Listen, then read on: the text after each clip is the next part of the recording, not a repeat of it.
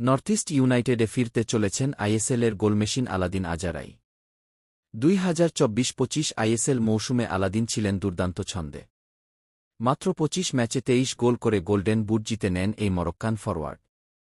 তার অসাধারণ পারফরম্যান্সে north east ইউনাইটেডও দারুণ সাফল্য পেয়েছিল। তবে এরপর ইন্দোনেশিয়ার সুপার লিগে পাড়ি জমিয়েছিলেন আলাদিন।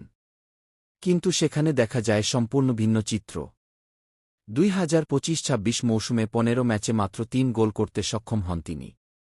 স্বাভাবিকভাবেই প্রশ্ন উঠতে শুরু করেছে, আলাদিন কি নিজের সেরা সময় পেরিয়ে এসেছেন, নাকি নতুন ক্লাবে তাকে সঠিকভাবে ব্যবহার করা হয়নি? ফুটবল মহলের একাংশের মতে ইন্দোনেশিয়ায় তিনি আগের মতো আক্রমণের কেন্দ্রবিন্দু ছিলেন না।